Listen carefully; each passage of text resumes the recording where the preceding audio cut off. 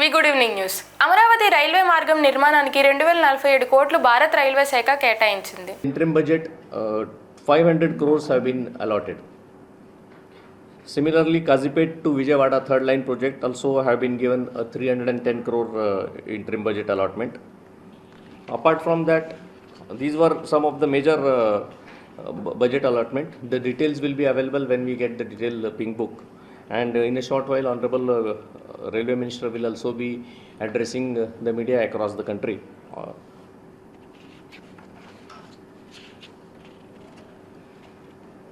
Another important thing which is for Vijayawada division is the announcement for a final location survey. Final location survey has been sanctioned for between Machilipatnam and Narsapur for a new line. Location survey has been announced. So this is a big news for Vijayawada division. Then apart from that, Vijayawada division has been earlier sanctioned third and fourth line between Nidavolu and Duvada. This project will also be taken on a fast track. At the same time, the provision of automatic signaling in between Vijayawada to Duvada and Gudur to Vijayawada, they are also being taken on a very fast track. So these are some of the important things.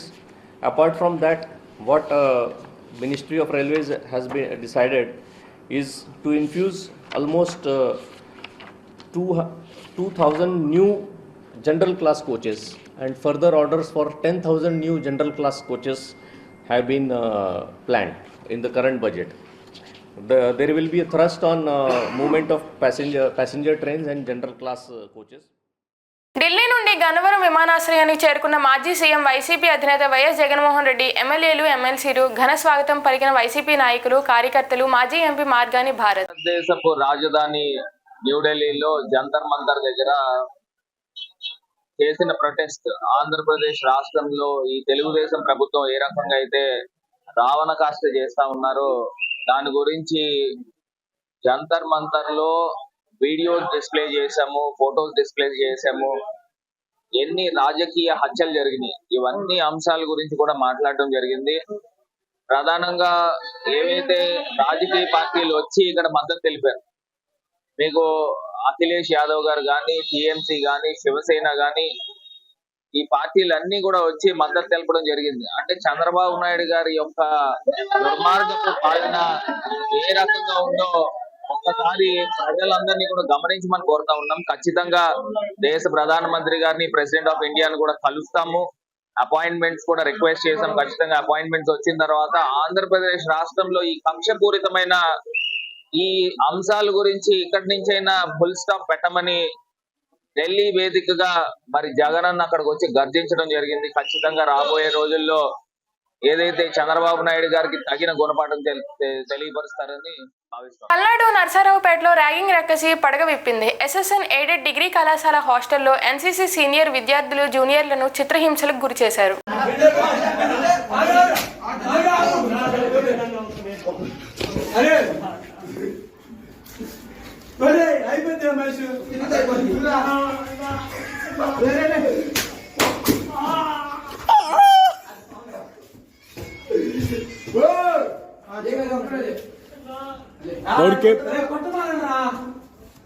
పిల్లగాని కొట్టమాడరా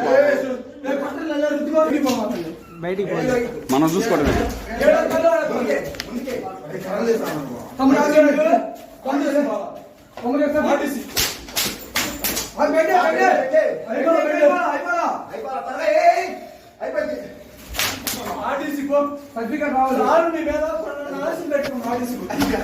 రాష్ట్రంలో చంద్రబాబు నాయుడు దుర్మార్గపు పాలన ఎలా ఉందో ప్రజలంతా అర్థం చేసుకోవాలి. త్వరలో దేశ ప్రధానమంత్రిని కలిసి పరిస్థితి వివరిస్తాం. మాజీ మంత్రి మేరుగు నాగార్జున.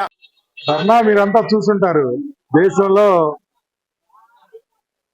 ఒక రాష్ట్రంలో కొత్త ప్రభుత్వం ఏర్పడి 45 రోజులు అవకుండానే ఇన్ని అరాచకాలు జరుగుతూ ఉంటే ఢిల్లీ నడిబొడ్డున ఆంధ్రప్రదేశ్ జరుగుతున్నటువంటి అరాచకాలు, అకృత్యాలు, దారుణాలు జరుగుతూ ఉన్నాయి.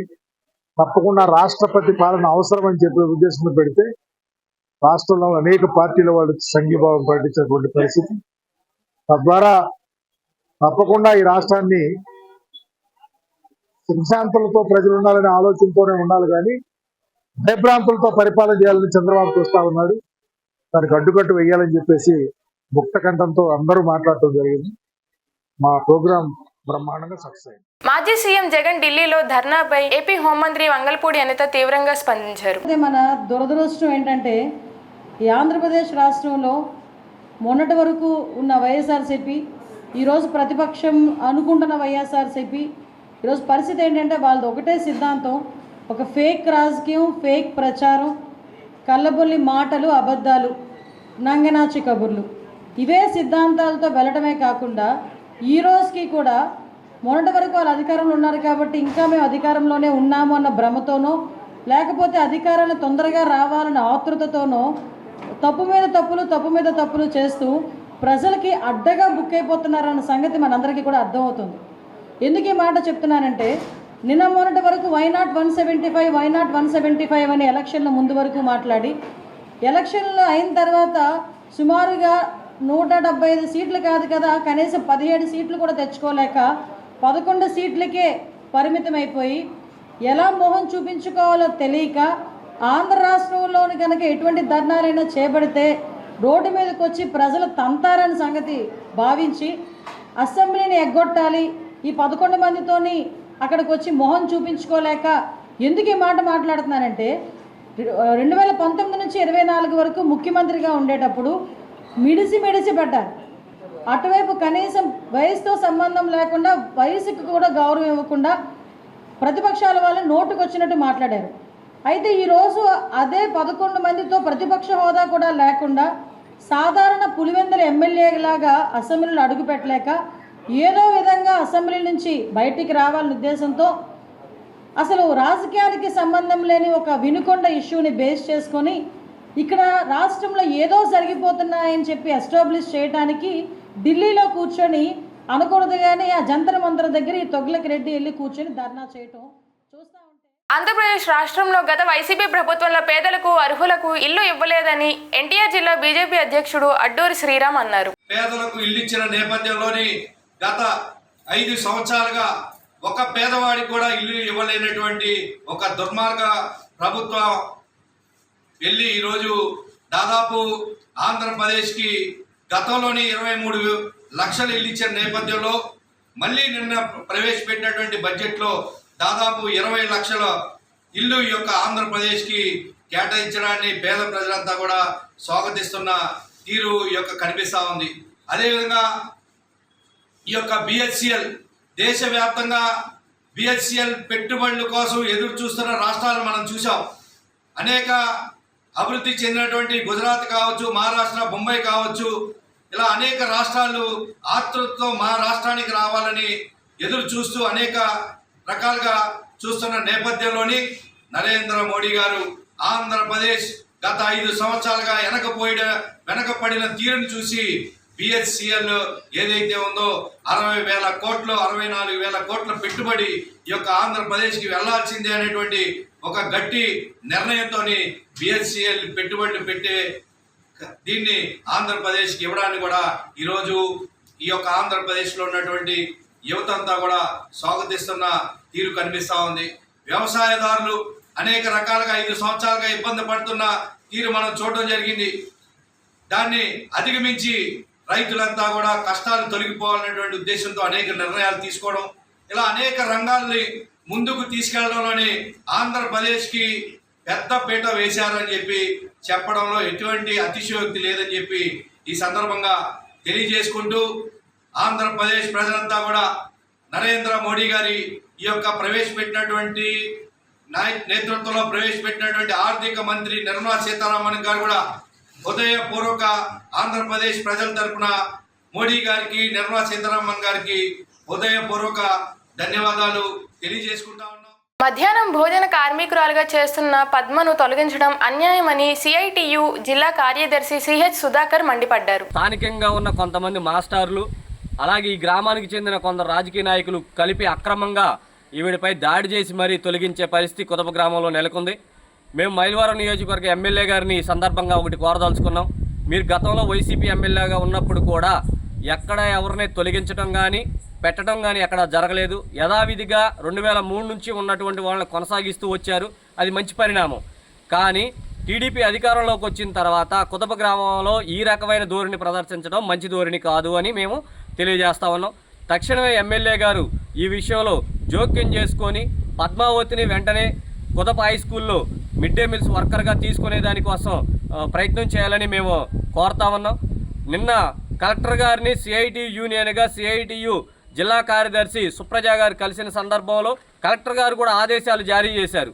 పేరెంట్స్ కమిటీలు వేసేంత వరకు ఎవరిని జిల్లాలో ఎక్కడ తొలగించొద్దు అని చెప్పి. కానీ కుదప గ్రామంలో ఉన్నటువంటి హై స్కూల్ టీచర్స్ మాత్రం వీళ్లే తెలుగుదేశం నాయకుల్లాగా ప్రవర్తించే పరిస్థితి కనపడతా ఉంది. స్థానిక ఎంఈఓ రమేష్ గారు ఇప్పటి వరకు ఈ స్కూల్ దగ్గరకు వచ్చి వీళ్ళకి సంబంధించి మాట్లాడి తగిన జాగ్రత్తలు తీసుకునే పరిస్థితి కూడా లేకుండా పోయింది. ఆయనకు ఫోన్ చేస్తే టీడీపీ నాయకులతో మాట్లాడినని ఆయనే సిఐటి నాయకులుగా నాతోనే స్వయంగా చెప్పడం అనేది దుర్మార్గమైన చర్య.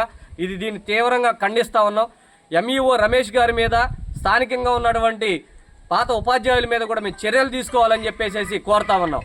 వారికిన సక్రమంగా ఉంటే రాజకీయ జోక్యాలు పాఠశాలల్లో ఉండవు. కడుపు కూటి కోసం పనిచేస్తున్నటువంటి మధ్యాహ్న భోజన కార్మికుల తొలగింపులు కూడా ఉండవని మేము తెలియజేస్తా ఉన్నాం. సిఐటి జిల్లా కార్యదర్శి సిహెచ్ సుధాకర్. వైసీపీ హయాంలో జరిగిన దళిత నరమేధంపై, కబ్జాలపై, దాడులపై, సహజ వనరులు దోపిడీలపై సిట్టింగ్ జడ్జి చేత విచారణ జరిపించాలన్న సమతా సైనిక్ దళ్ రాష్ట్ర అధ్యక్షుడు పాలేటి మహేశ్వరరావు ప్రభుత్వాన్ని డిమాండ్ చేశారు.